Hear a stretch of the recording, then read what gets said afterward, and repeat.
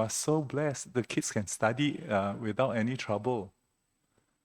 Immediately the mother got it. Oh, I never thought of it that way, but she smiled and you can see she got it. And the two kids smiled and they got it.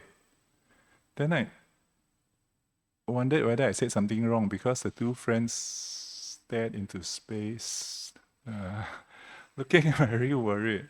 So yes, the 5 precepts have got powers that even if you don't believe in supernatural stuff, just having a home, having people at home who observe 5 precepts, it's very valuable. Okay, so here we go. Namo tassa bhagavato arahato samma sambuddhassa. Namo tassa bhagavato arahato samma sambuddhassa. Namo tassa bhagavato arahato samma sambuddhassa. Namo tassa bhagavato arahato samma sambuddhassa. Namo tassa bhagavato arahato samma sambuddhassa. Namo tassa bhagavato arahato samma sambuddhassa. Buddhang saranang gacchami. Buddhaṃ saranang gacchāmi. Dhammang saranang gacchami.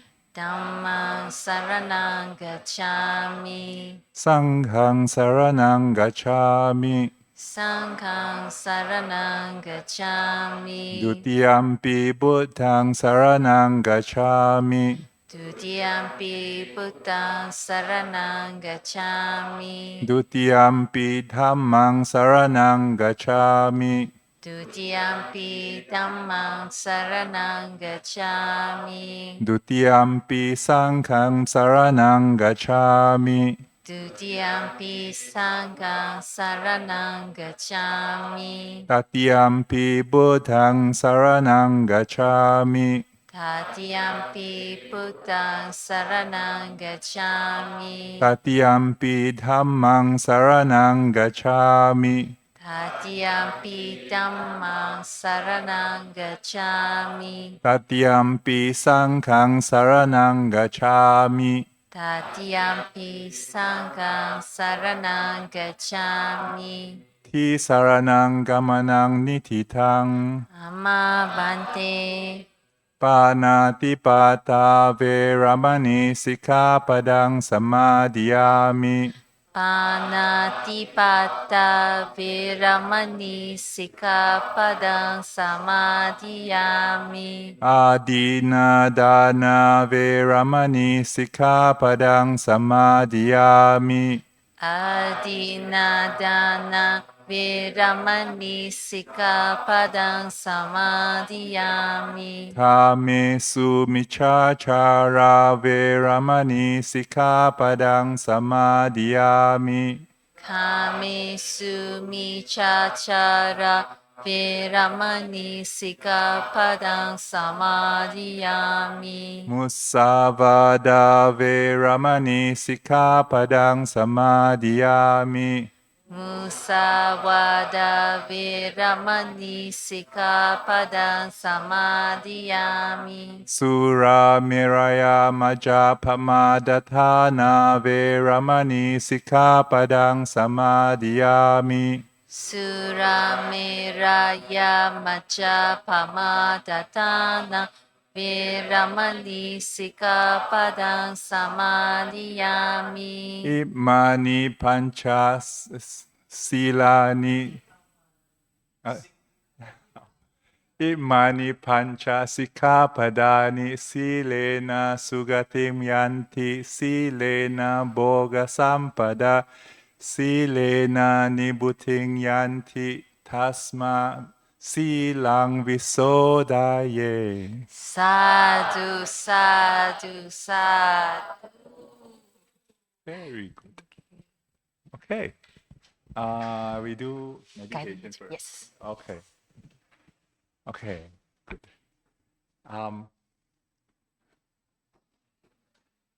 One of the big lessons I learned in my time at Bodhinyana was this from Ajahn Brahm. He says in meditation, the big part of meditation is the emotional portion of the experience. I was saying to some people that when I first went there, I respected Ajahn Brahm a lot because he was a theoretical physicist before that, and as you've just heard just now, my background was in engineering, so I thought all your logic and formulas, and you follow one from the other. That was how I was going to learn meditation and Buddhism.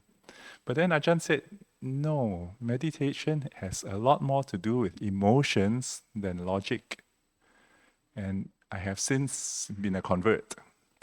The idea is this. The idea is when Ajahn says this also, and sometimes I catch all these little things and I start wondering what they mean. He says his breath is his best friend. Have you heard that before? Yeah. What does that mean? Now, he gave this example once, but I don't think he gives it very often these days. If you were in a room, and in that room was just you and your best friend, you probably can sit in that room for a long, long time, right? Either chit-chatting. Even if you're not chit-chatting, you're very comfortable in the room because it's safe. There's somebody else there who's very safe, very dependable. On the other hand, if you happen to be at a dentist waiting room and your enemy, a boss that you don't get along with, happen to be in the same waiting room, and then just sitting there for 3 minutes is too long, right? So a meditation is like that. If you go inside, close your eyes, go inside that space, and you find that it's not safe or it's unpleasant, the mind naturally needs to go elsewhere. Look for a thought, look for a fantasy. There was one time I gave this same instruction, and one person raised her hands and asked this question. What if the breath doesn't want to be friends with you? I also laughed initially, but then I thought, it sounds more serious than that. So I speculated. I said, is there something within yourself that you don't like? Any part that you feel uncomfortable with? Do you have an enemy inside? And she didn't say anything, but after the meditation, then she confessed. There was a childhood trauma, nothing too bad, but something her father said stuck in her mind. I don't want you as my daughter. And that was maybe 25, 30 years ago. It's not something that she thinks about often, I imagine, but it's something that still got stuck in there. And it was enough for her to then say, I didn't know it would affect my meditation. But she was talking, we were having the second part of the discussion after the sit. And obviously she connected with the meaning and connected with the fact it disturbed her. So yes, we are going to try and go inside. Oh, I should make another point.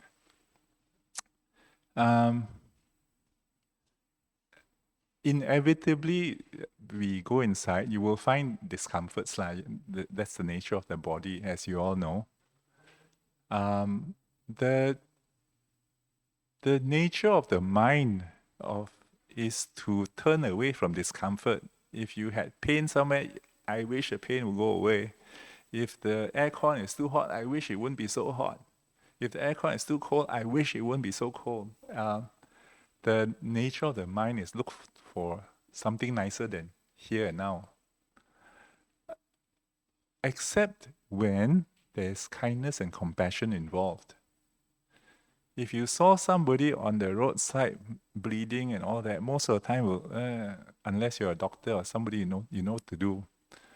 But if you saw that person who's on the ground and you recognize this is my classmate from long, long ago, standard primary school, somebody I used to play with, suddenly, even though there is some stuff that normally you might find, but you're likely to go nearer and help that person, right? So same thing, when you go inside and close your eyes, you find any bit that is uncomfortable. If you treat it with kindness and caring, chances are you can sit with the discomfort for a little while and try and, as Ajahn Brahm says, care. You don't have to cure, just care. Okay, anyway, let's close our eyes and go inside and see what we find.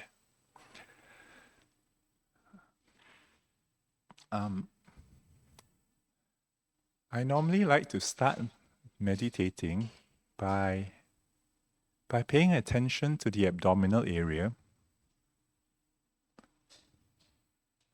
to relax the muscles, right at the abdomen, the six-pack muscles, and because these muscles work in opposites, right? The front muscles pull you forward, the back muscles behind your kidneys, the lumbar muscles pull you backwards. So if you want to relax one, you have to relax the other as well. We try and sit upright with as little muscle tension as possible at the front and back.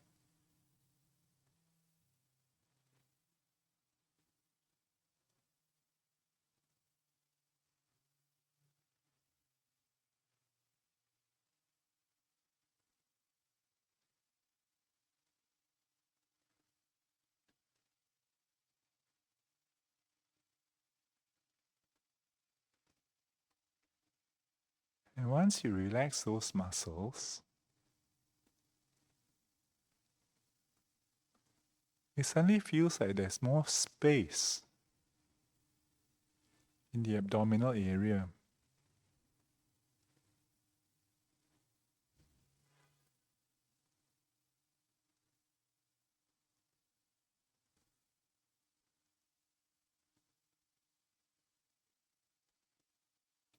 And the sensations in the abdomen becomes a lot more obvious.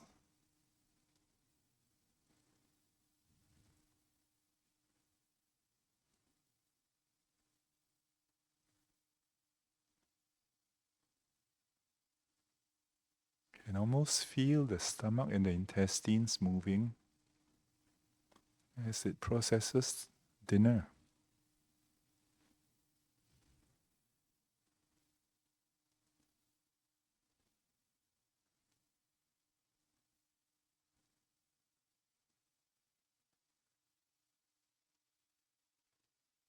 You might feel lumps of gas or whatever, tightness.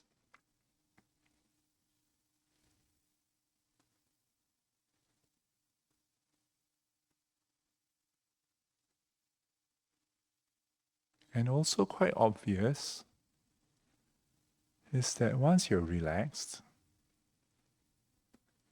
the breath comes to you.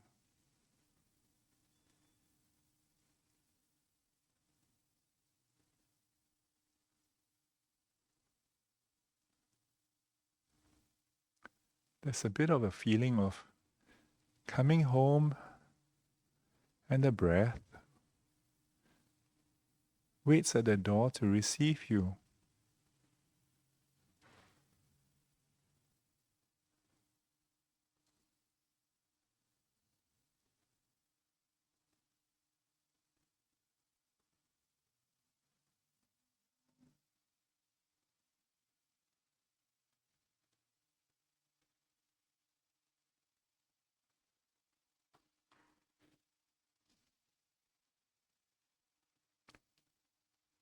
The other thing you may notice, when the abdominal area is relaxed like that, is that the breath is quite gentle.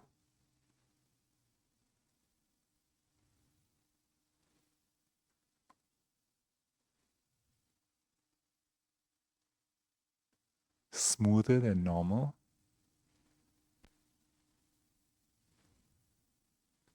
You might even call it quite pleasant, or even enjoyable.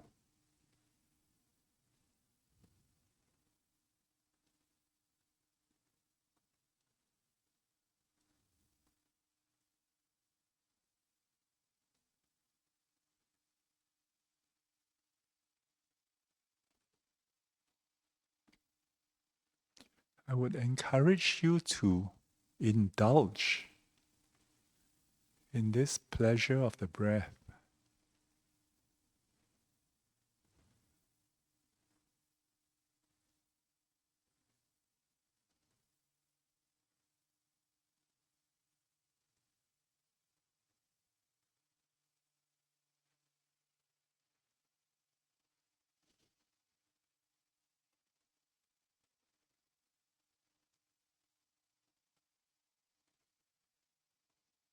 When you're enjoying the breath, it doesn't take any attention, any effort to hold the attention to the breath.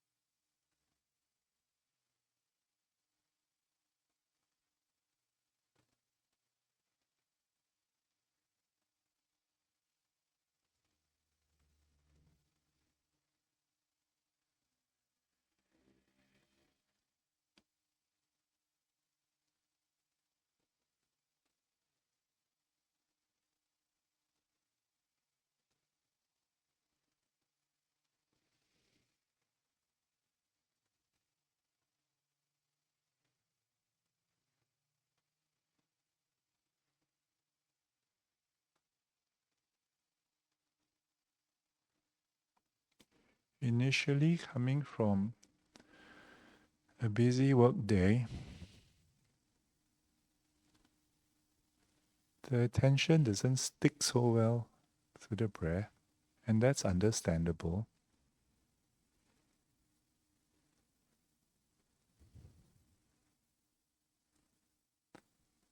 But if you notice that actually this is a good space to rest into, just hanging out two friends together, you, the observer, and the breath,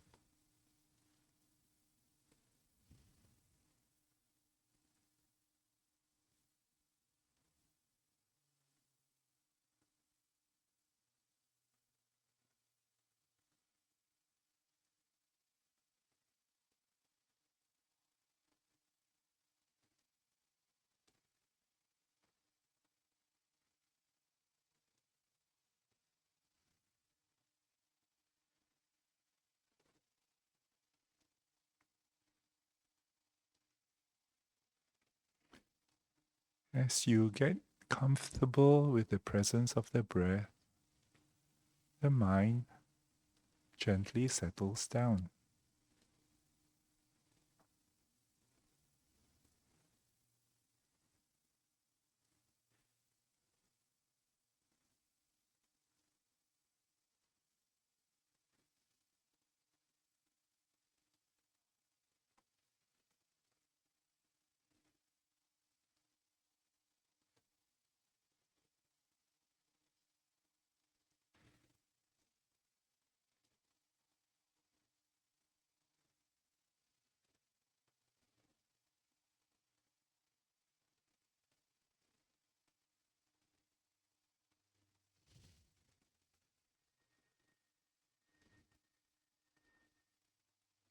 Now that we have settled down somewhat, I'd like to suggest doing a body scan But a bit different from what Ajahn teaches, Ajahn Brahm teaches. Let's try doing a body scan. You know how if a doctor were to do rounds in a ward, and sometimes he may have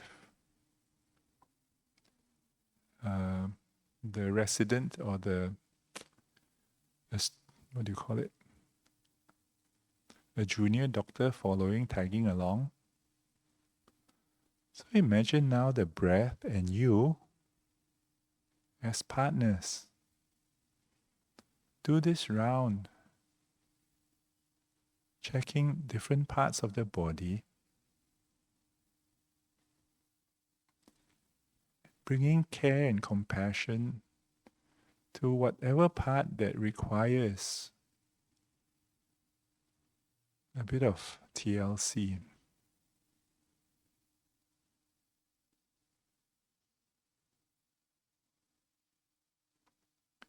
Starting again with the abdominal area.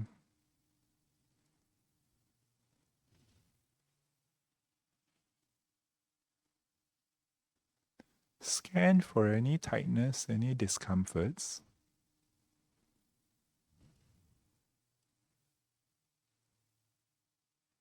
If you find any spot that requires attention, have compassion for that part of the body,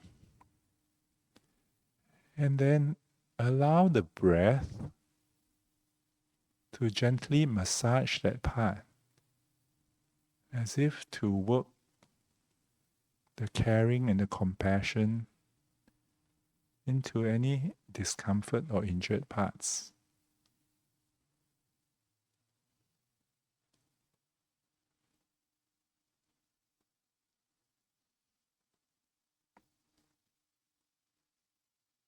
The feeling of the rising and falling of the breath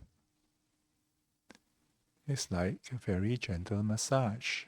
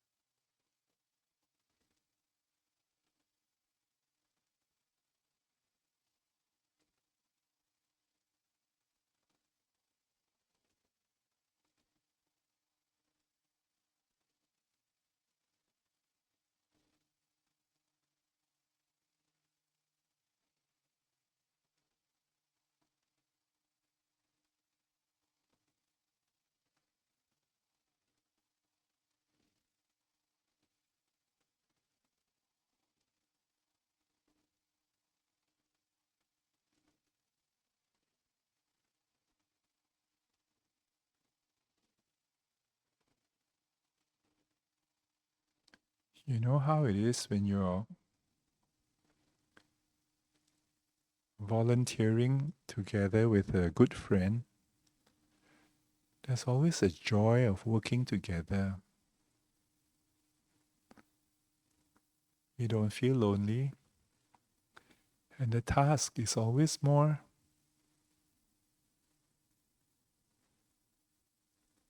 much easier to do when you have a friend with you.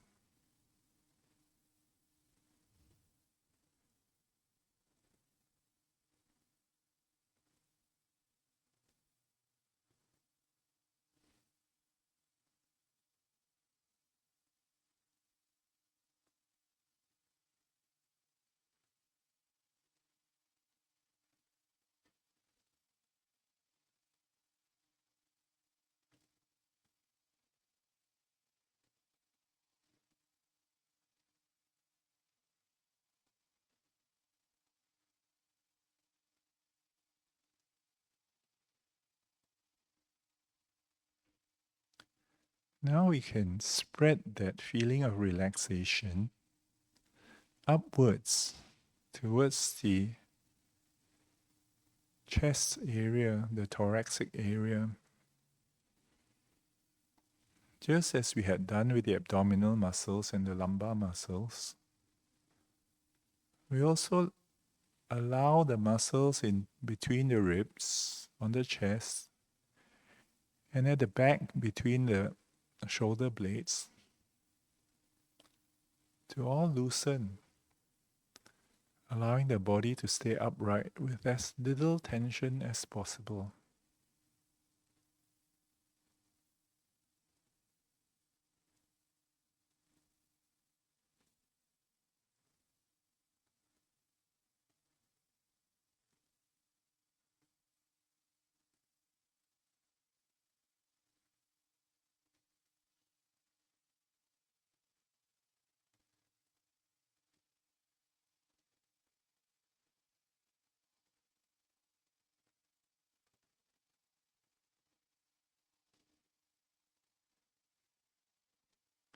It feels like the pleasure of the breath has come up to the chest area as well.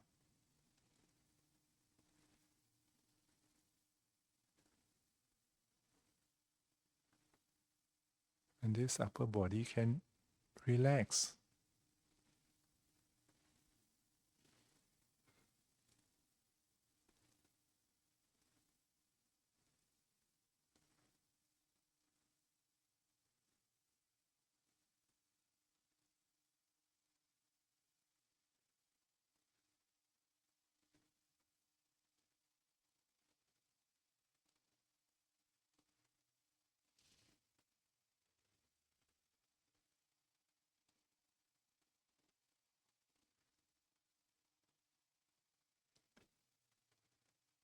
As the body relaxes,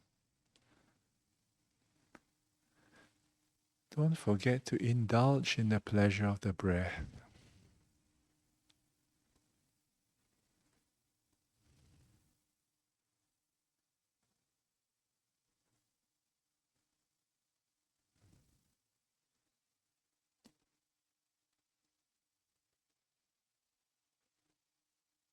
Perhaps now you might note that the quality of the breath might be something that a baby would feel when the baby is in the arms of a very relaxed mother, sleeping on her shoulders. This very gentle rising and falling has that very reassuring quality.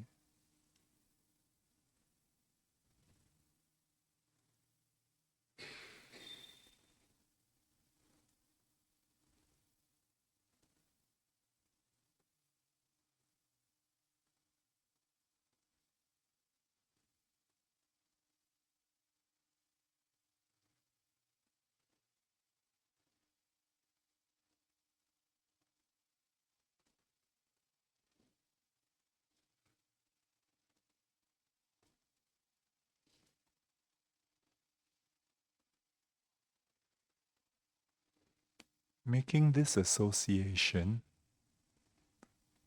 calms the mind and the breath even more, making the breath even more appealing.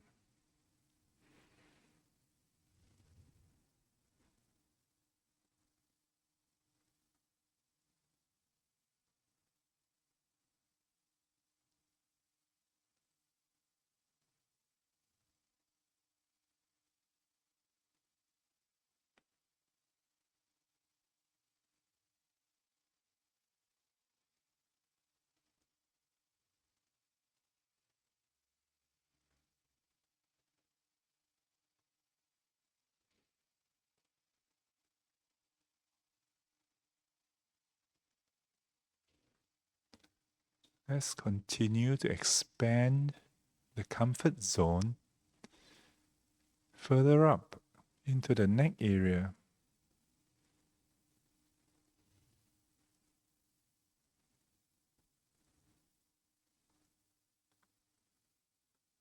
Just as the stomach and the chest can stay upright with minimal effort, Let's allow the head also to stay upright with minimal effort.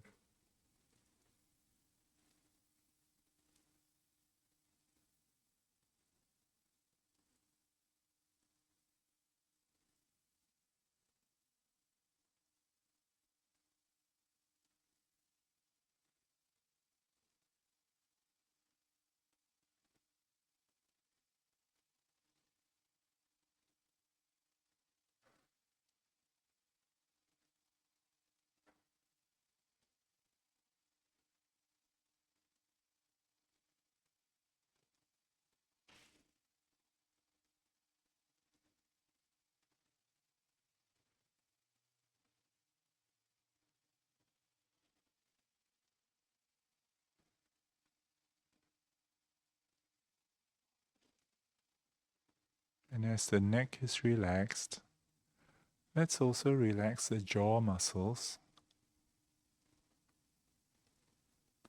and the facial muscles.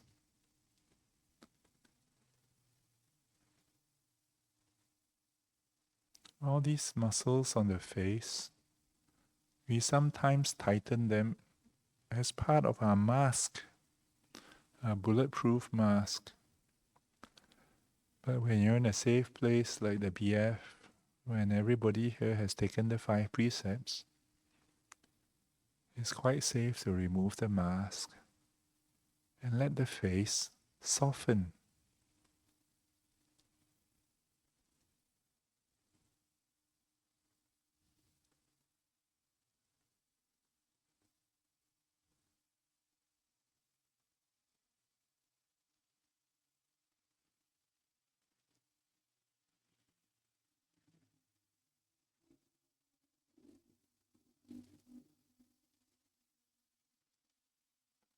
Also the area of the eyes, as well as those muscles that move the eyeballs. These are again muscles that we unconsciously tighten under stress.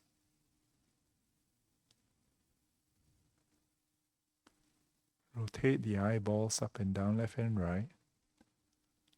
Identify those muscles and let them rest.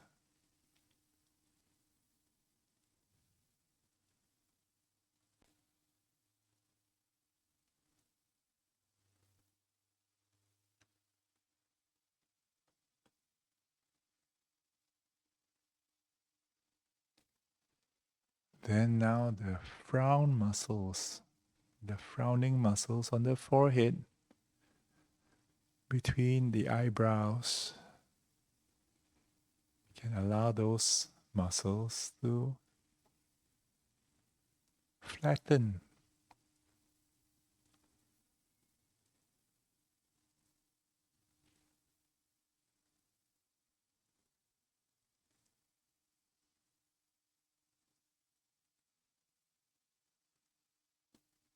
And when the muscles have all relaxed, you can afford yourself a smile.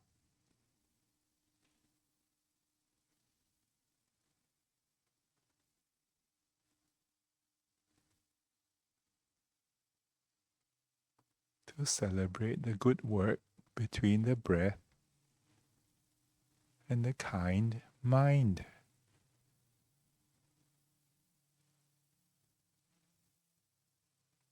The cooperation of the two good friends.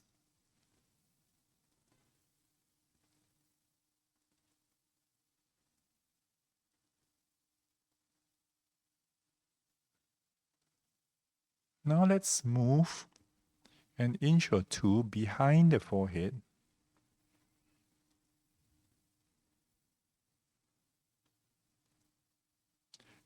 Apparently, the brain has a lot of neurons, but no nerve endings. So, technically speaking, we can't feel what's going on. But for those who have been working the whole day, thinking a lot, you might actually feel a tired brain.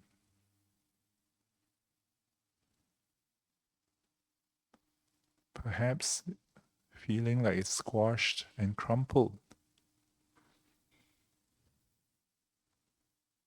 trying to squeeze more juice out of a tired brain.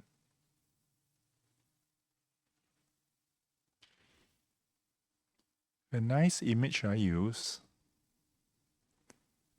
is to try and inhale, allow the air to go up the nostrils, as if to go into the attic, the upper roof story, to clear out all the stale air and introduce some fresh air.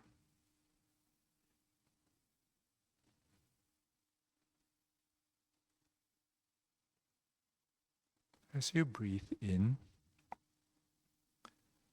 it's as if you're trying to fluff up the brain. As you breathe out, exhale the tiredness.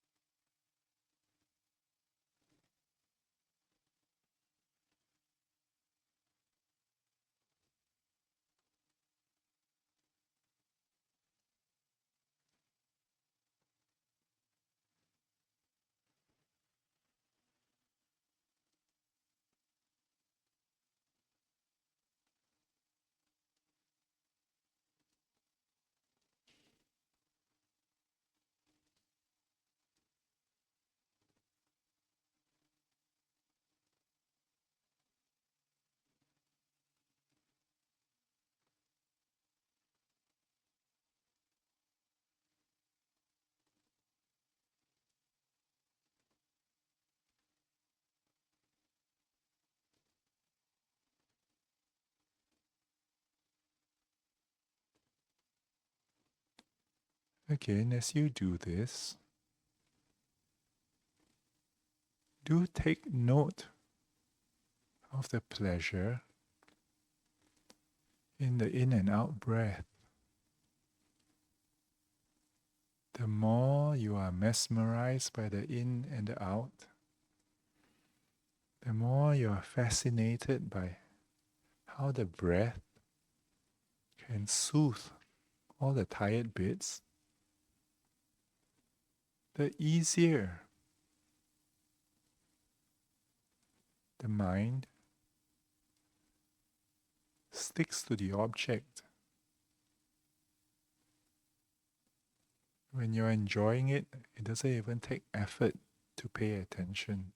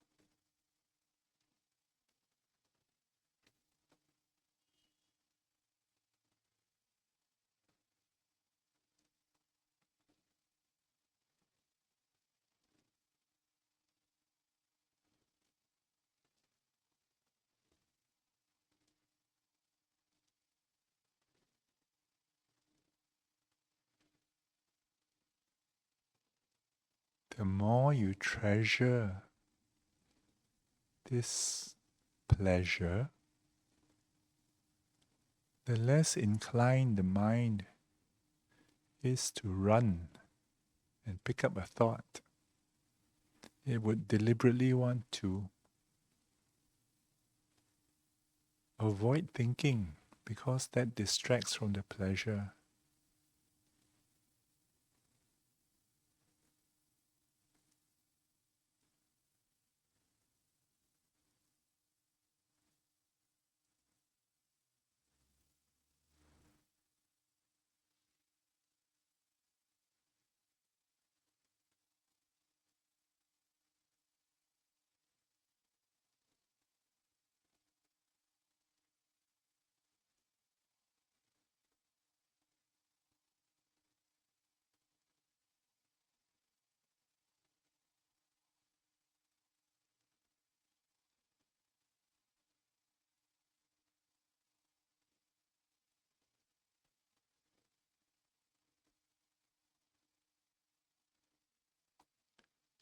Okay.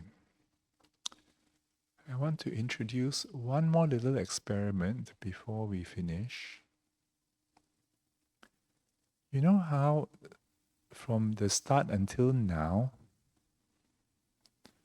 our mind, our attention had been doing a lot of work focusing on the stomach muscles, focusing on the back muscles, and then the chest muscles and so forth. That's useful when the tired bits are the body. But now that we have sat here for a bit, perhaps this mind deserves a bit of rest. This mind that has been focusing here and there, imagine now the mind takes a time out. The mind stops paying attention to the body as if it were to close its eyes and rest. Allowing the breath to cuddle the mind as if the mind was the baby resting on the shoulders.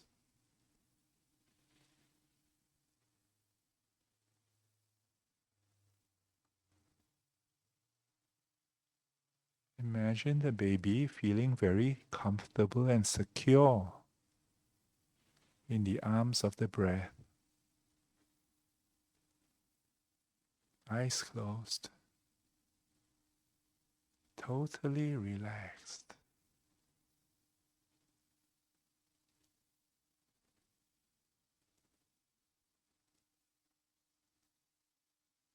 And just the gentle sensation of the rising and falling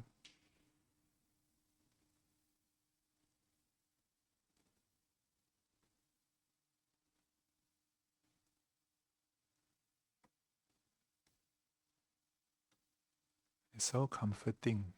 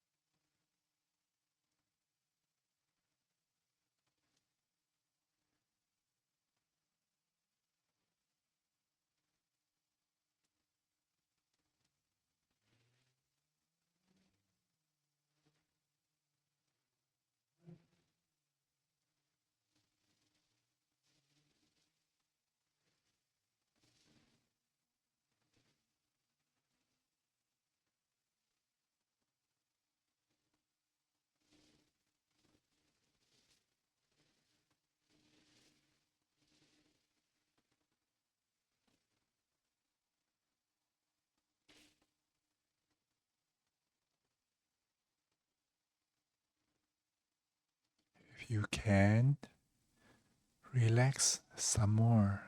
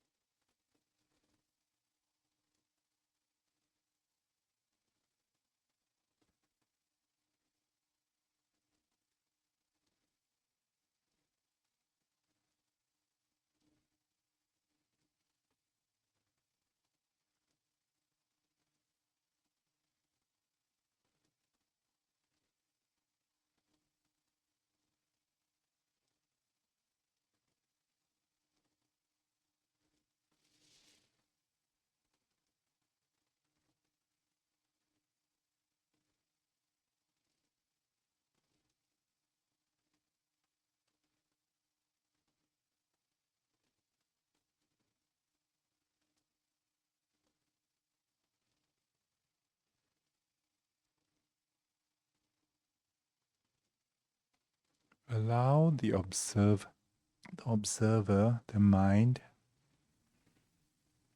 to go sit in the middle of the breath, so that you only feel the breath around you. Ignore everything else.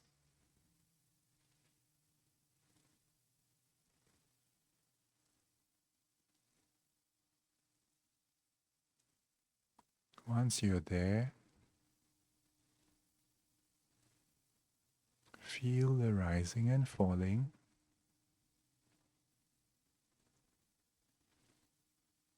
and be mesmerized.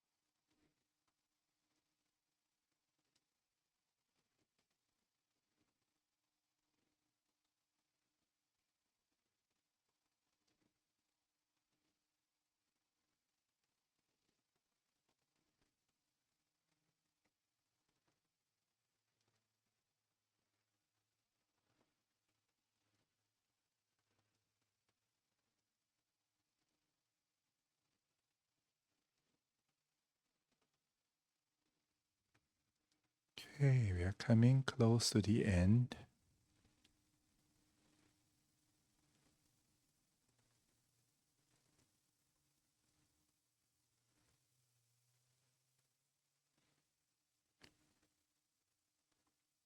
Please indulge in another 10 gentle breaths, and then I will ring the bell.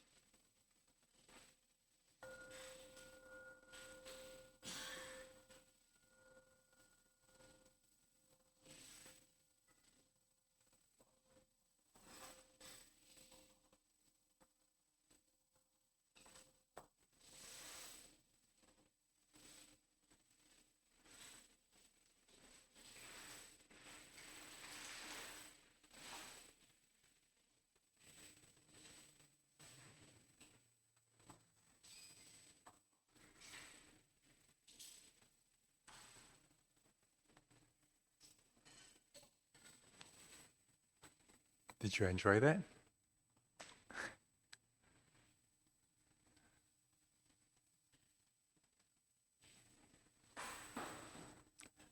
Okay.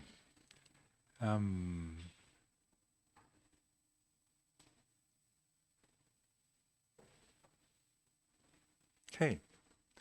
Good. Any questions about that meditation session? That's it. Any comments? Yes.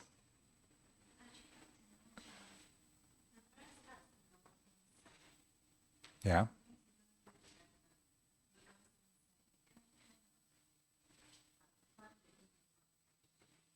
You lost it. That's good. The breath became very, very subtle.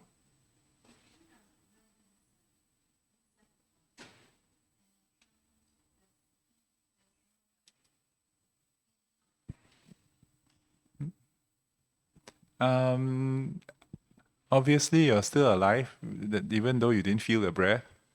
So obviously, the breath happened enough to keep you alive. In the deeper end of meditation, you actually lose the breath. But that's a really deep end, so I'm not sure where you're at. Yeah, I can hear you and I can still feel the body. Sometimes I can't feel the body, but this time around the breath went inside the body. That means I can't find it. Yeah. Good. Okay, I'll describe the rest of the journey. So what we have done just now is very preliminary. I generally teach beginners because I consider myself a beginner. A lot of stuff that Ajahn Brahm teaches, I have not experienced. But the way I understand it, at some point you lose the sensation of the body, which includes the breath. And what is left behind is the awareness, your mind, plus just this beautiful sense of joy, of happiness, which is why going into the meditation, Ajahn makes it a point. Go in with as much good feeling, goodwill, metta and compassion as possible. Carry all that in with you. Then when you are nice and peaceful, you're soaking in all that goodwill. And that's when you lose the sensation of the bodies and the rest of the breath and all that, what's left behind is just attention and happy feelings.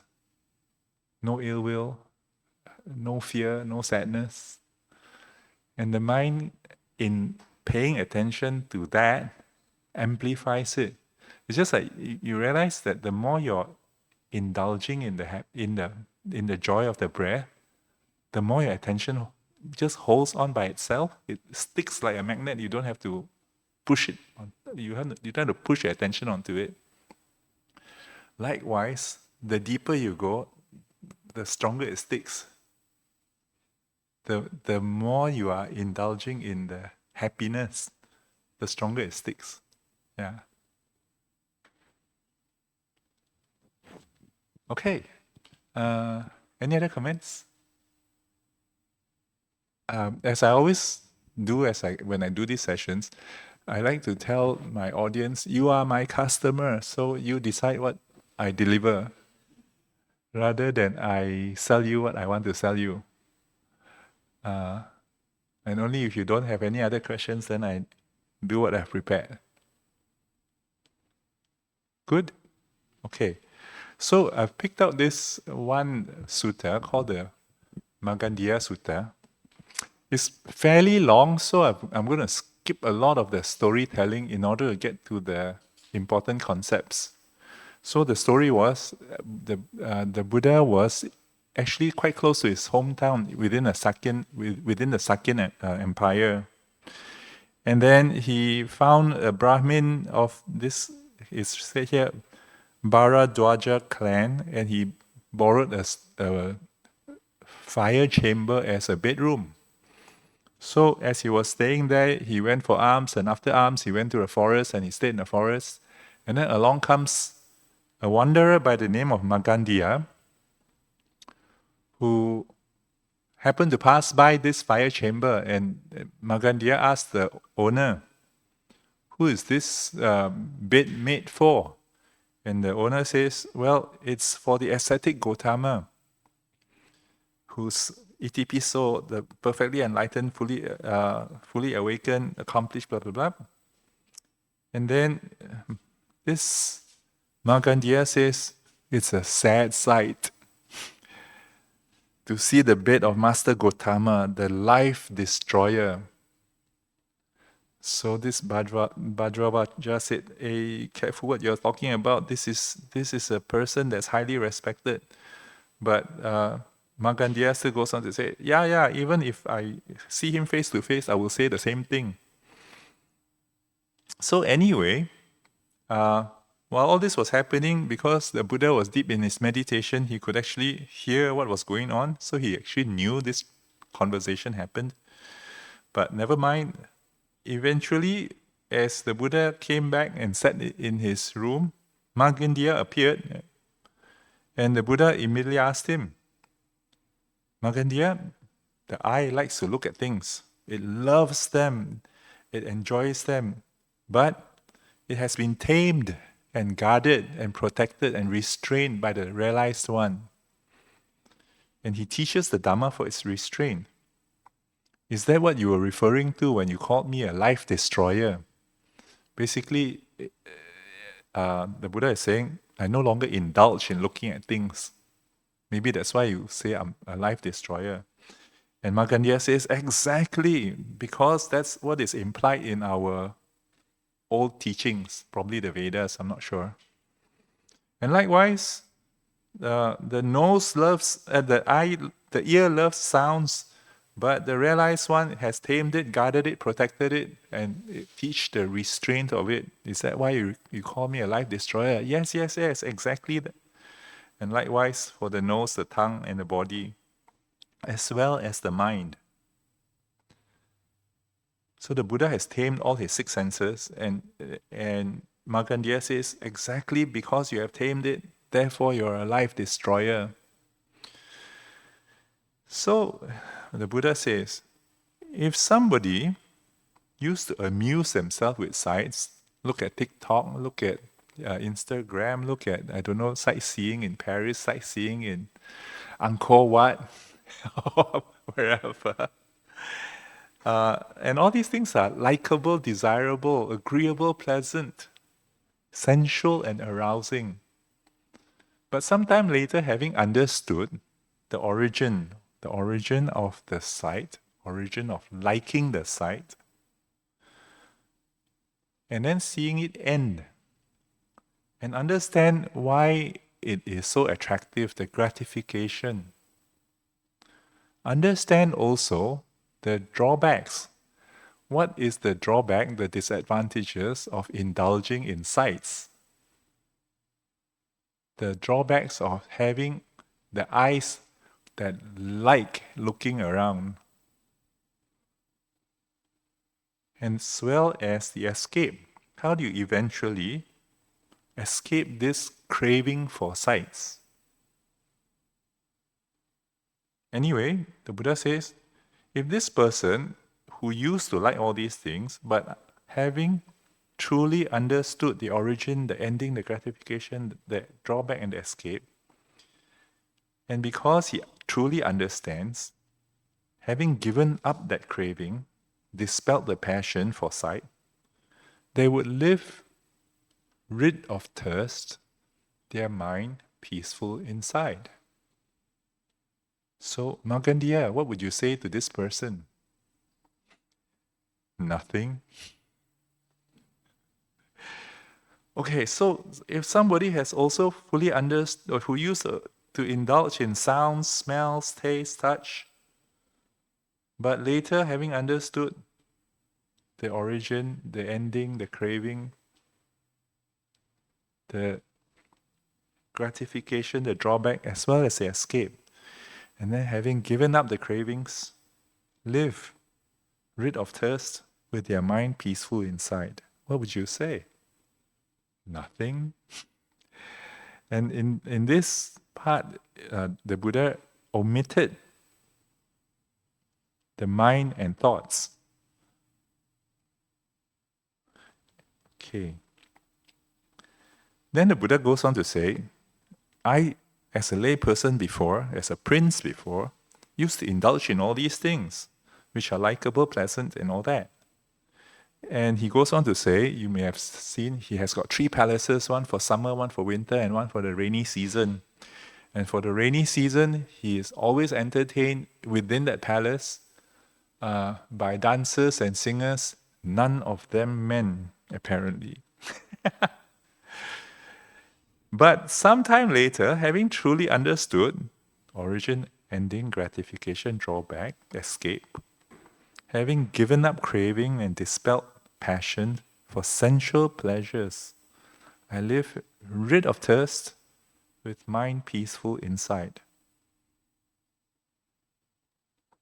Then I see other beings who are not yet free. They are consumed by the craving, burning with passion, indulging in sensual pleasures. But I do not envy them, nor do I hope to enjoy what they enjoy. Why is that? Because there is a satisfaction that is apart from sensual pleasures and skillful and unskillful qualities, which even achieves the level of heavenly pleasure. Enjoying that satisfaction, I don't envy what is inferior, nor do I hope to get what is inferior. Any comments? So here's a man, the Buddha, saying that there's a satisfaction, a happiness that is apart from sensual pleasures and unskillful qualities, which achieves the level of heavenly pleasures. What I was hoping, I'm not sure whether I succeeded, in the meditation session just now, was to demonstrate the contrast between worldly pleasures of the 5 senses versus the pleasure of peace, mind peaceful inside, rid of thirst. The time when you're not being pushed around by your craving. When you don't have to go out and get the next gadget or the next fashionable item, or when you realize that there is a greater satisfaction that achieves the level of heavenly pleasure that is apart from sensual pleasures. So it's a bit of a what do you call it? An unexpected outcome from what we normally do. We chase pleasures, we chase sensations, we chase new experiences. But we don't usually see ourselves as being consumed by craving. We don't see ourselves as being burning with pleasure, with passion. We sometimes notice other people do it, right? You see other people who, the older generation will see them chasing after stock market, the prices going up and down. The younger generation, I'm not as familiar, but you can observe in others more than in ourselves. We don't very much notice ourselves burning with passions very much. But you can see that when other people are consumed by craving, generally they are a bit out of their mind. You ever wonder whether they are happier than you when they chase? Do you think they're happier than you when they chase? No, right? It doesn't look very healthy when you observe it from the outside. It's just that when you observe it from the inside, it looks like you're having fun. Anyway, the Buddha uses this simile. He says, okay, If there was this householder or his child, somebody who was born into a ultra-rich family, but after having indulged in the five senses, this person practices good conduct by way of body, speech, and mind, such that when their body breaks up and they die, they go to a heavenly realm like the 𝑡ℎ𝑒 𝑆𝑢𝑡𝑡𝑎𝑠, gods of the 33. And when they're in 𝑡ℎ𝑒 𝑆𝑢𝑡𝑡𝑎𝑠, they have the Garden of Delight escorted by a band of nymphs. I guess this is a bit patriarchal, misogynistic, but he was talking to a male wanderer, I guess. So a band of nymphs supplied with 5 kinds of heavenly sensual pleasures. Now, they would then look back at earth and then say, oh, there's a householder there, perhaps my brother, perhaps my cousin, amusing themselves supplied with worldly 5 kinds of sensual pleasure. What do you think? Would that deva, delighting in 𝑡ℎ𝑒 𝑆𝑢𝑡𝑡𝑎𝑠, envy his cousin back on earth, enjoying earthly pleasures? Would he want to come back and join his cousin? Obviously not, right? Why? Because the heavenly pleasure is better than human sensual pleasures. So he says, Markandeya, in the same way, the pleasures I know is way better than the 5 sense pleasures. Okay. Here's another simile from this sutta that is pretty powerful. He says if a guy has leprosy, we haven't seen leprosy in our societies for a long time, but leprosy is when your skin starts cracking and stuff ooze out, and then it becomes very, very itchy. What do? Used to be nobody wants to touch them because they think leprosy was very contagious, so they put them in something called a leper's colony. And these guys, back then they didn't have a cure for it. These days, apparently antibiotics will work. Just a very long dose, several months. But back then, if you had leprosy, you're put in a camp and you're left there to end your life, live the rest of your life. But because it was so itchy and all the stuff comes out, they would try and burn their hand over fire so that it becomes slightly roasted on the outside, becomes less itchy, and hopefully less pus comes out of the body. But imagine if somehow they found a surgeon, even back then, to cure that leprosy. Having cured the leprosy, they would still see their friends putting their arms over the fire, trying to roast their skin. So what do you think? Would that person envy the other person who's enjoying putting their hands over the coal to stop the itch? Obviously not, right? Because when it's no longer itchy, you won't want to burn, roast the hand. So the Markandeya says, of course not. When you are already cured, you don't need the medicine anymore. In the same way, heavenly pleasures, or rather pleasures apart from sensual pleasures, are nicer than the 5 sense pleasures.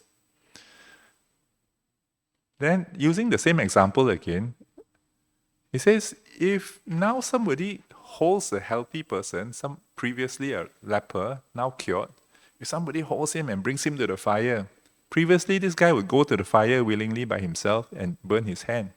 But now if 2 men grab him and bring him there, what would he do? He would struggle because that fire is really painful. Then the Buddha asked this interesting question. Is it only now that the fire is painful? Or was it painful previously as well? So obviously it was painful previously as well, except when your sense faculties are impaired, even though the fire was painful previously, we have the perception is pleasant. The perception is the fire overcomes the itch, which was also quite unpleasant. So you're distracting yourself, as it were, overcoming one discomfort with another discomfort.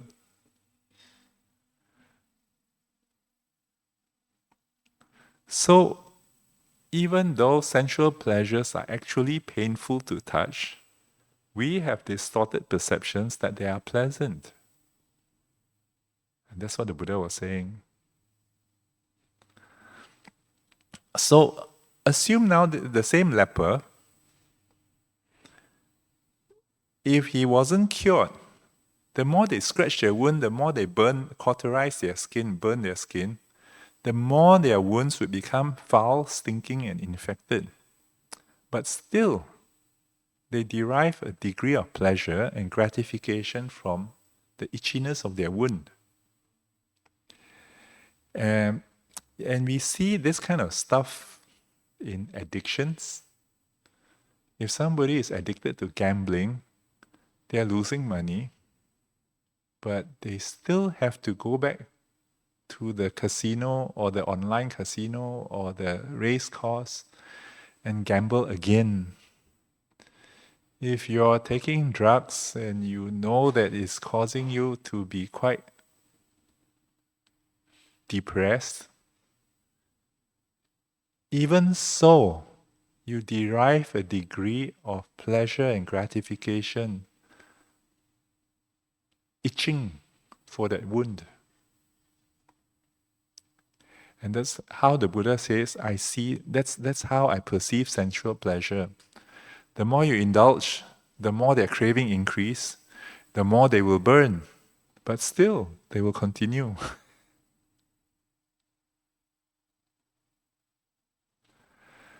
And then, next question.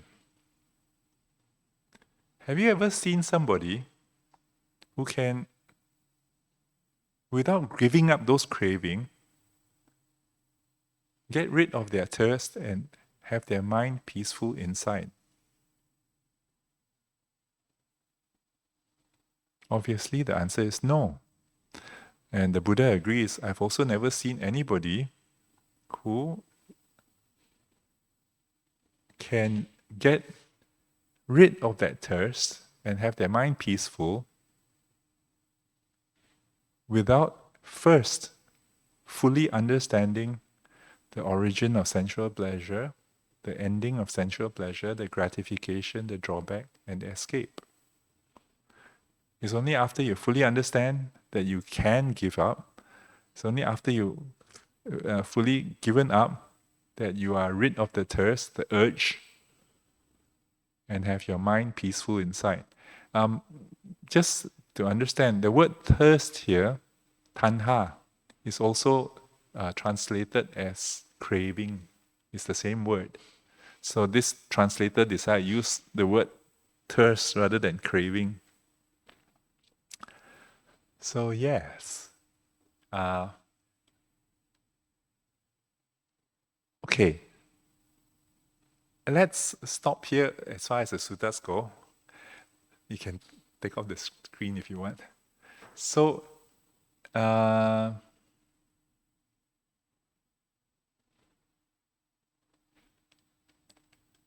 here is a way of looking at what the Buddha tried to explain in the Four Noble Truths. He says, first noble truth, samsara. Samsara exists, samsara is. Samsara is painful. And it's in the first definition of samsara, he says, one, old age, aging, death, that's suffering. Then he goes on to say, being deprived of what you love is suffering. Being forced to endure what you don't like, that is suffering. And our five senses drive a lot of this stuff. When we see what we think is pleasurable, we chase after it, And sometimes you get, sometimes you don't. And when you don't, it's suffering. There are things we see we don't like, we want to get rid of it. Sometimes you succeed, sometimes you don't. Sometimes you turn on the aircon, it works. Sometimes you're stuck on a bus without an the aircon that doesn't work. And it's quite inescapable, more or less. But the question here is, what is the origin of those suffering bits? What is not described in this particular sutta is this. The being, right, is described as 5 khandhas by the Buddha. The 5 khandhas includes the body with all the sense organs. And the sense organs feeds upon contact. You've heard contact before, where the eye meets the object and consciousness is there. That's called contact. And then when the contact happens, 3 processes happens automatically with no free will involved. Number 1, whether you like or don't like that input that just came in, that stimulus that just came in, you don't get to choose. Temperature about 25 is always pleasant. Temperature at -20 is always unpleasant. Temperature at 42 is always unpleasant to most people. You don't get to choose. And then that's the Vedana part. And then the perception part, also a lot of times we don't get to choose. When you see this, from kindergarten, somebody tells you, C-U-P, cup. You can't say, oh no lah, this is not a cup, this is a chair. You can't, right? The mind doesn't allow you to do that. And then, after you've said this is a cup, and you say this was offered by BF organizers, it must be nice. I've jumped to a conclusion that this is water that is served for me, and I'm going to like it. And then from there, the mind starts churning. I wonder who was the one who gave this to me. Maybe I should say thank you. I wonder if it's boiled or not. Maybe if it's not boiled, then maybe I might get a stomach ache. And as you not pay more attention, as you think more about it, or as you worry more about it, or as you crave more about it, the more thoughts you generate. And eventually you will start telling a lot of stories over a small thing. Why they give me only such a small cup? I'm going to have a 1 hour of meditation here, 1 hour of talking, and then after that Q&A, and all they gave me was a small cup. I can turn negative very quickly.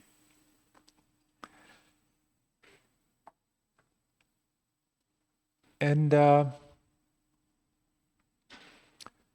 storytelling very often is unnecessary, and more often than not, this silly brain of ours will tell negative stories. If positive stories, it will tell halfway and it gets disinterested. I should say thank you, and then okay, for this very generous, kind thought to offer me a drink. But after that story, it stops.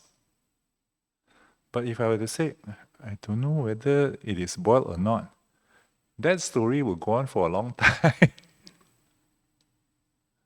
Why? Don't know. We just have this negative tendency, most of us. And that happens for not just the sight of seeing things. My own view, I'm not sure, is that a lot of our suffering comes through this one. Do you believe? A lot of times what we hear, the words that we hear, not so much the other sounds, but the words we hear, a lot of the words we hear results in long-term injuries that we keep thinking and thinking and thinking over Why did he say that? How can he say that? It's so unfair. He's so mean. Those kind of thoughts keep repeating and repeating and repeating.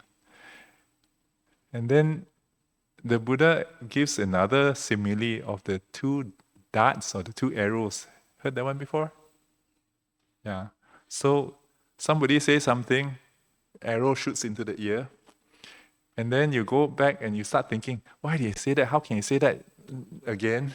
And then I should tell my boss about it. And then you start giving yourself many, many arrows. What the Buddha was saying in that sutta was, know how this second arrow, how it can end. If you don't take yourself too seriously, then you won't process those words so many times. If you don't take the other person so seriously, you also won't get hurt so easily. A lot of times other people say things, truth of the matter, most of the time we don't actually respect the person's opinion very much. Right? But yet we get so upset. Of course, sometimes those people are near and dear to us. Like in the case of this person who put up her hand and said, my father told me, I don't want you as my daughter. And I can imagine how hard that stings. The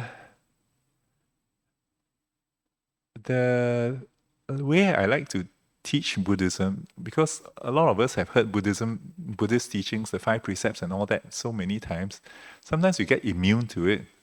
But as people who do meditation, I use this trick in the prison.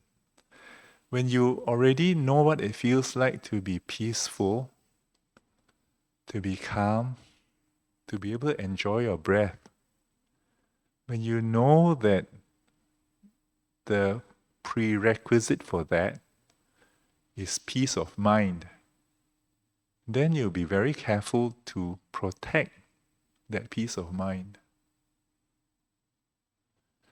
You will be careful not to engage in harsh conversation or malicious conversation.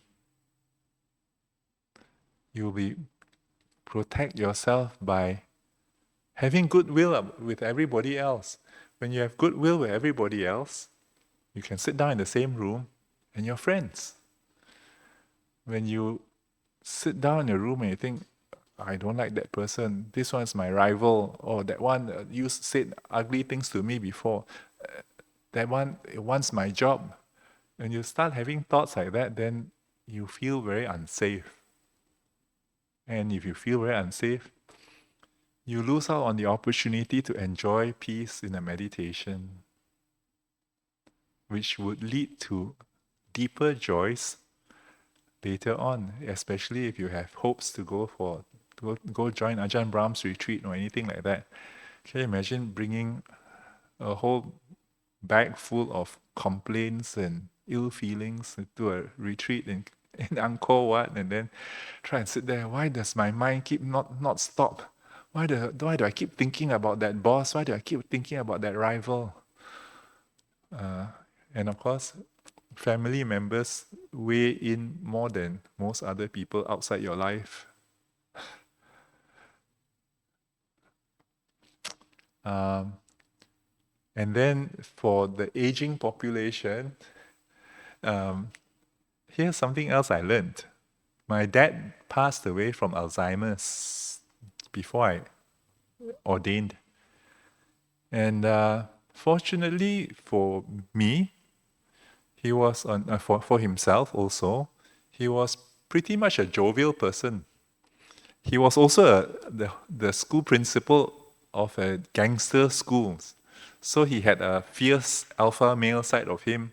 But outside of that, when he's with his friends, when he sits alone, he actually tells jokes and laughs to himself. And that part of him did him very well when he was in an old folks' home for the last months of his life. People like to take care of happy people. Even if you're paid as a worker in an old folks' home, you'd rather take care of the ones who are smiling, laughing, greets you in the morning, rather than the grumpy ones who keep scolding you and pinching you. It's not that this this family pays the home more than the other family. It's just human nature. Some people are more fun to take care of than the rest. And I also realized last time I had this idea, hey, go to old folks' home, teach people how to meditate. Teach people all these good qualities that the Buddha taught us. When my dad went to the old folks' home, then I saw, too late. The minds are too dull. They have been depressed for too long, angry for too long. It's very hard to change. The more pleasant you are when you step through that door, the happier you will be for the last stage of your life. Unfortunately, the work has to be done now. To be able to smile and laugh and have lots of friends, to have a friendly habit. Which is, then I now realize why Ajahn said what he said. This whole Buddhism thing, yes, you can study the theory, but the practice of it, the emotional part of it, is a big critical part of the path to actually be happy. The idea that it's all suffering is in the First Noble Truth, and we sometimes get the impression. But when you get to the Fourth Noble Truth, Third Noble Truth, the end of suffering, the end of craving is the end of suffering. But the end of craving cannot be just switched off with a switch. The end of craving, the path leading to the end of craving, is the Noble Eightfold Path. The Noble Eightfold Path leads to the end of suffering, effectively. And after you have taken the 5 precepts,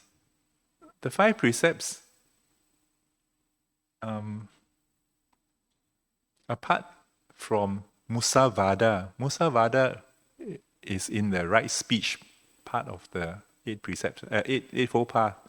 The other 3, not killing, not stealing, no sexual misconduct, that's in right action.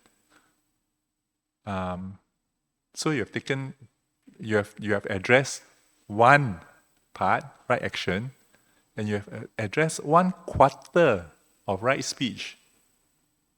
Do you know what the other 3/4 of right speech is? Not lying is just 1/4 of right speech. No harsh speech. No malicious gossiping. As in, don't go and talk to him, he cannot be trusted. That one, you know what he did the other day when his wife wasn't looking. That kind of speech, malicious gossiping. Anything that divides people, have one person look down on another person, one person don't trust the other person, that is malicious speech. Do we do that to our colleagues? Should be avoided. Last one, number 4. Idle chatter, that's right. Idle chatter also feeds the mind in terms of thinking thoughts and prevents the mind from settling down into peace. So now we have taken care of right action and right speech. Right livelihood, I think most of us don't have that problem, right? Where you make money by causing harm to other people. That's right livelihood.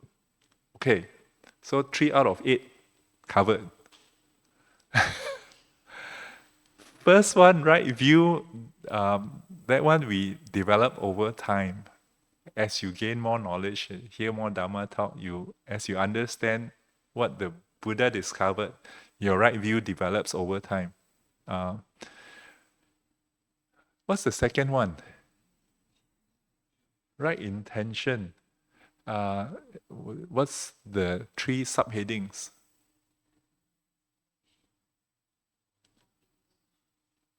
In the Pali, it says renunciation, non-ill will, and non-harming. What does it all mean, these 3 big words? Ajahn Brahm translates it into a simpler English. Make peace, be kind, be gentle. With whatever you do, with all your intentions, any action you do, any speech that you do, underlie that with making peace, being kind, being gentle. And we forget. Well, okay, now you know.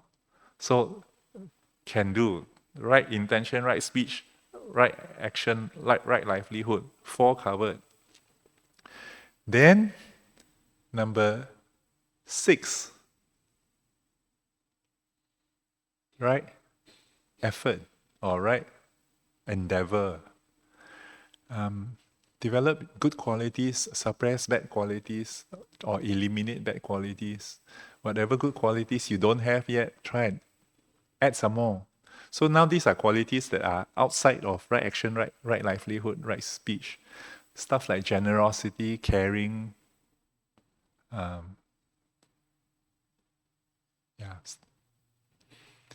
Then only right mindfulness and right stillness. Ajahn Brahm says stillness, and I can also understand why. As you know, as you have experienced just now, when you go deep inside, the most pleasant part is when it's really quiet, when the mind stays and is happy. And that's where eventually your wisdom comes from, when you're not pulled and pushed by your cravings. Then you can see reality as it really is. The quieter the mind, the better. Okay, any questions, any comments?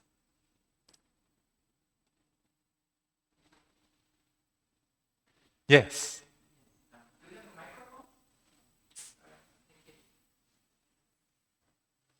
Thank you very much, Ajahn, for your talk. I have a very simple question for you, if you don't mind. The other day, I was very fortunate. I met a woman who was retired. She was intelligent. She was educated. I think she had been a nurse for many, many years. And so maybe she was in her late 60s, early 70s, something like that. And she was really interested in learning about the Dharma. Yes. So I was like really eager to help her with that in whatever way I could. And then she said, "Oh, but I'm too restless to meditate." And then I was recommending books to her, and she said, "Oh, I'm too restless to read." So I was starting to get a little bit frustrated. So I was just wondering if you have some specific advice for how I could help such a person, because there are some people who are too restless to meditate and too restless to read. Thank you so much. The meditation that we did earlier is the same one I teach at a prison. Now, once upon a time, I went to the prison and I told them about this study that I read. It's called the Adverse Childhood Experience Study. It was done by an medical insurance company in the US called Kaiser Permanente. And the abridged version of the story, they went out there and asked new policy holders, people who sign up and buy an insurance policy, right? They said, all right, we are doing this study. If you like, you can participate.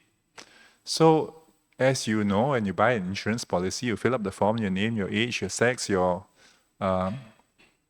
pre-existing conditions, whether you have high blood pressure, whether you have a cancer, whether you have and then they ask you about your genealogy. Does anybody else in your family have cancer? Does anybody else in your family have high blood pressure? Do they have any mental health issues?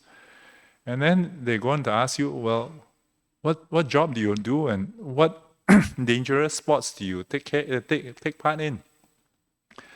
Have you ever been hospitalized? Have you ever been administered into a mental health institute? Have you ever been, and what's your job now? What's your previous job? What's the job before then? Are you married? How many kids? How many times have you been married? And all that is compulsory for buying the policy. Now, if you like to take part in this study, please fill in this other section. And it will ask you, like, when you were a child, before you turned 18 or whatever, did you have enough food to eat? Were there any times that you felt like there wasn't enough food? Did you have clean clothes to wear? And then after they kind of soften you up a bit, draw you into answering those questions, did you ever feel you're neglected physically? Do you feel neglected emotionally? Have you ever been physically abused? Have you ever been sexually abused? And then, does anyone in your nuclear family suffer depression? Does anyone in your nuclear family take drugs or abuse alcohol? Anyone, are your parents still married? Has anybody in your family gone to jail? Was there domestic violence in your family? And those last few questions were counted as 10 items on the list. And they said, if you have been neglected and you have been abused, physically abused, that counts as 2 scores. If your parents are separated, that's another 1. And if there was domestic violence before that, that's 4 points. That's how these guys worked it out, just a simple calculation. So out of 22,000 consecutive new policy holders, 17,000 people agreed to take part in the program. And then after they collected 17,000 forms, run it through the computer, do some correlations, and it turns out the higher your ACE score, that's what they call it, these 10, 1 out 0 to 10, right? The higher your score, the more mental health issues you will have. Understandable. The more likely you would have either not married or married several times. Also understandable. Also more likely that you have suicidal thoughts. Understandable. More likely that you would have changed jobs more often than the rest. More likely that you abuse alcohol and drugs. More likely that you have pre-existing conditions. You would be more likely to have hypertension, diabetes, eczema, whatever, all the stuff, just because you had a bad childhood. And therefore, you are also more likely to die earlier.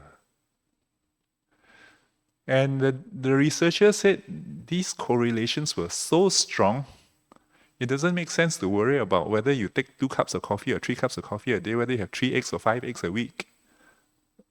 Your childhood tells a lot more about your life course than all these other things put together. So I went and told the guys in the prison, hey, there's this study, but the study also says, if you can somehow learn to calm your nerves down, you will overcome some of the negative effects. You will reduce the negative effects. But the prison guys pointed out to me, all of us here in the prison, this 15 of us in the chapel, we are the guys with the high A scores. And that's obvious, lah. But yet, the same meditation instruction that I just gave you, most of them can sit for a whole hour. So I don't believe your friend can't do it. Yeah. the guys who come for the class are voluntary, so perhaps they have some background, some inclination. But one time we sat through that, and I gave them the same story about this girl who said, "My dad told me, I don't want you as my daughter." And I said, let's go heal some stuff inside. Let's go inside, look for all these old emotional injuries, and see what we can do about it. And that's what tomorrow's workshop will be mostly about. And having sat through that and looked inside and said, be friends with yourself, make the space inside when you close your eyes, make that comfortable, call that a home. I think the English phrase is to feather the nest, to make it homely inside, that you can rest when you close your eyes. And then one person commented, any questions, any comments? Feel so broken inside. Another person said, will it ever heal? It can be quite bad if you have had long-term abuse, you have suffered long-term abuse. So I'm not sure. Sometimes I'm also surprised. The American study says this: it's unlikely that you will have a score of 1.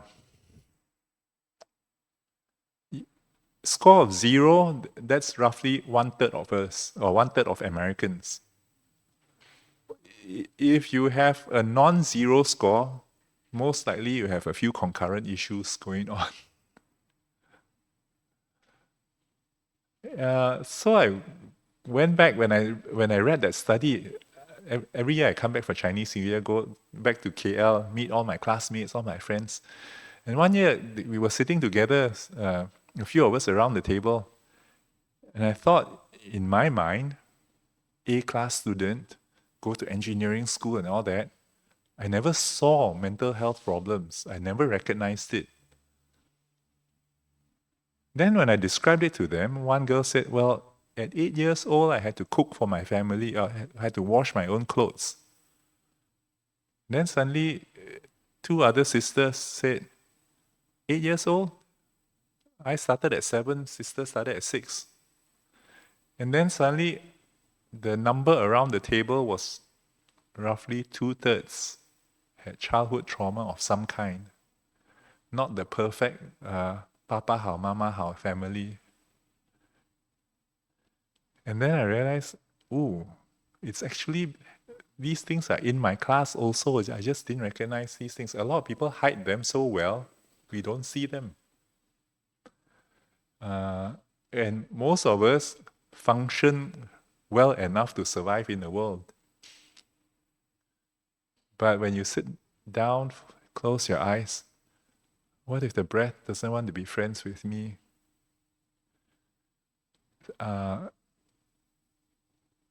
Which is, I understand now why the Buddha talks about the 4 Brahma Viharas. Literally translated, Brahma, gods, Vihara, the place of dwelling, the abode. The abode of the gods is described as 4: Metta, Karuna, Mudita, and Upekkha. It's not a house, but it's 4 moods, 4 heart states, mental states. And that's where the gods hang out. Which is why then we come here and sit down, close our eyes, bring as much kindness and compassion inside. We didn't do it just now. We were focusing mostly on the body, and for a moment, allowing the mind to rest.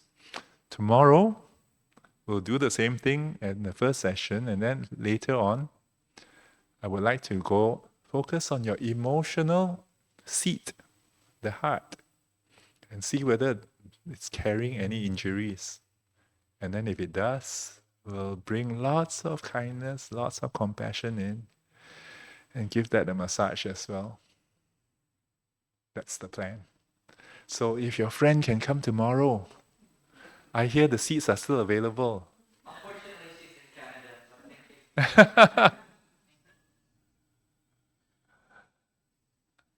I've done a weekend retreat in Jana Grove, and it's recorded and it's available on YouTube as well. So if it makes sense for her, yeah, yeah. Okay. Any other questions? Yes. Ajahn, good evening. Thank you for giving us this Dhamma talk. I just wanted to find out because sometimes when we are dealing with people and there are negative experiences, and then the one party gets hurt, or we wonder why is there such a reaction, and then we talk to party C about this scenario, and then party C say, oh, this person is like that, and XYZ has a record of being like that. So is that talking bad about someone? Is that discursive thought? And because I heard someone mention don't like draw people apart, that sort of thing, but it's like we are sharing because this other person is a lot more experienced at dealing and handling such situation, whereas I'm like new, I've no idea. So how do we handle such situation, or do we just keep quiet and bite the bullet? Thank you. Second factor of the Noble Eightfold Path, right intention, right motivation. So sometimes we tell these stories with kindness and compassion to protect this person, right? That's why the advice is given. The person is like has the tendency to be short-tempered. The person has a tendency to scream and shout when he's threatened. But as long as your intention is good to both sides, rather than to try and cause harm to either party, then the intention is serving you well. But if we are not careful, then sometimes it's like we say, ignore that person, the person is like that, let him die. Then that's a negative intention. But if the story is, he does have a temper, he can't manage his temper, we may have to help him, or if you don't think we can help him, or you don't think you're in the position to help him, perhaps keep a distance, don't provoke him. So that's a way of causing less disruption, less harm. Well-intentioned. So, have good intentions to both parties. Then your words will be guided automatically. What I realized, right, I was telling you about the 5 khandhas. So those 3 khandhas, we don't have any control over them. But there's this idea that views help our perception filter and interpret stuff. And after having interpreted, we go and think and ruminate. And after we think and ruminate, all this stuff, we come to a conclusion. And that conclusion gets put into your views again to be the new filter for your new perception, which then feeds the new thinking. Then you feed into your views again. So it's a recycling thing. AI does that as well. I think AI so far feeds on the available information, but soon enough, you can imagine AI generates more output than eventually the amount of output will overwhelm the input. So it starts feeding on the output as well to train the next AI. So eventually you will want to go back to the wisdom of the Buddha and hear what he says about right intention, about right speech, about right mindfulness, right effort, right endeavors. As far as I can tell, even after 2,500 years, the same teachings apply. Still very relevant. today. So yeah. Any other questions? Yes.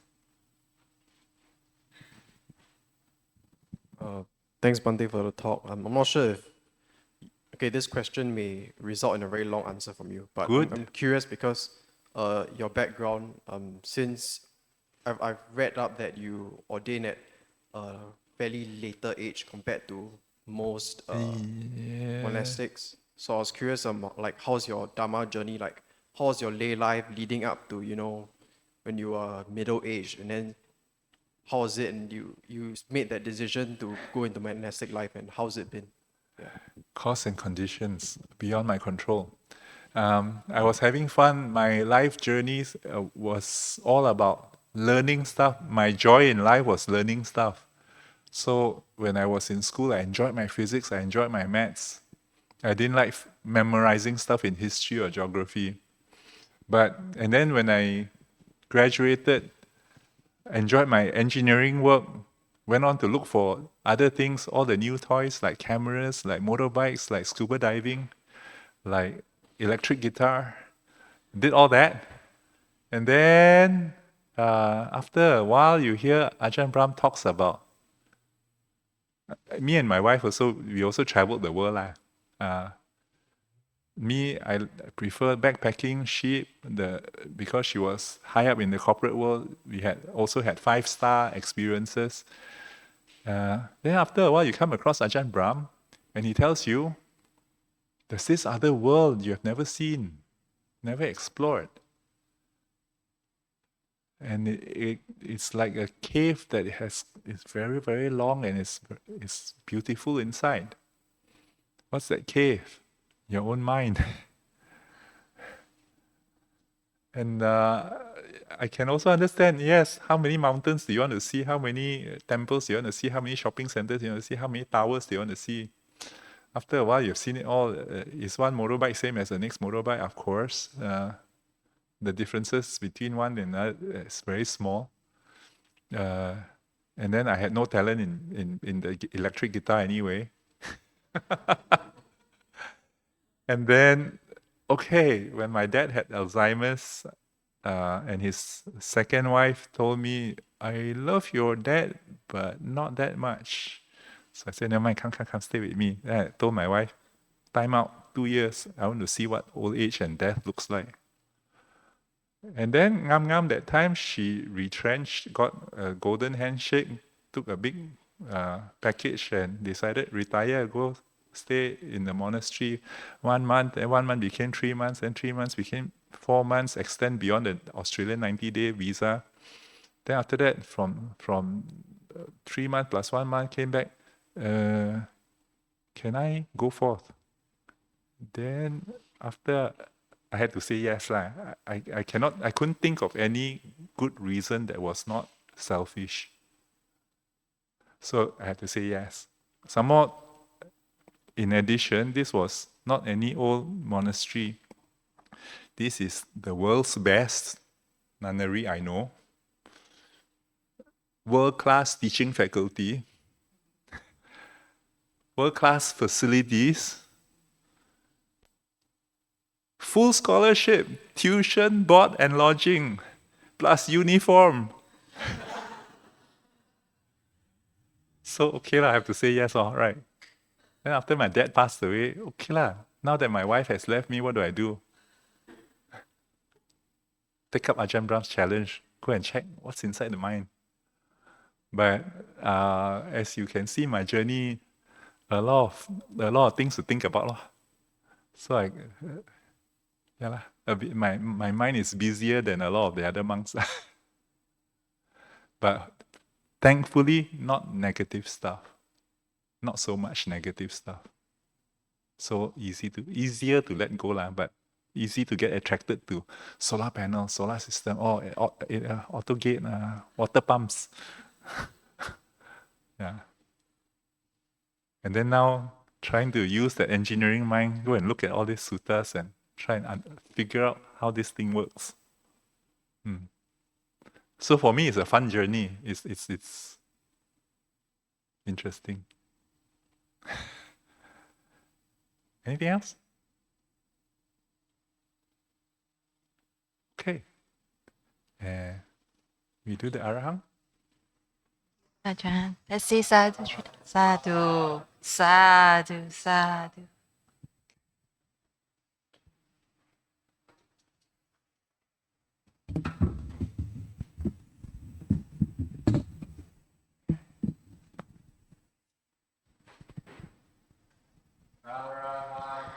Sama Sambuddho Bhagava Buddha Bhagavata Avivadevi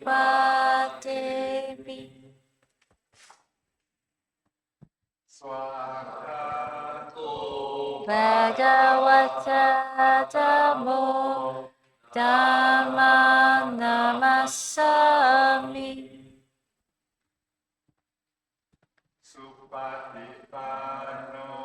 Bhagavato Savaka Sangho Sangha Namami.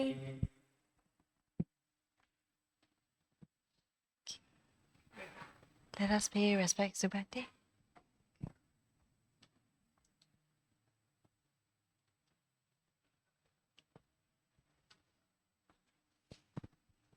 Thank you so much. Have a good night. Does anyone have any requisites to offer tonight? Anyone raise?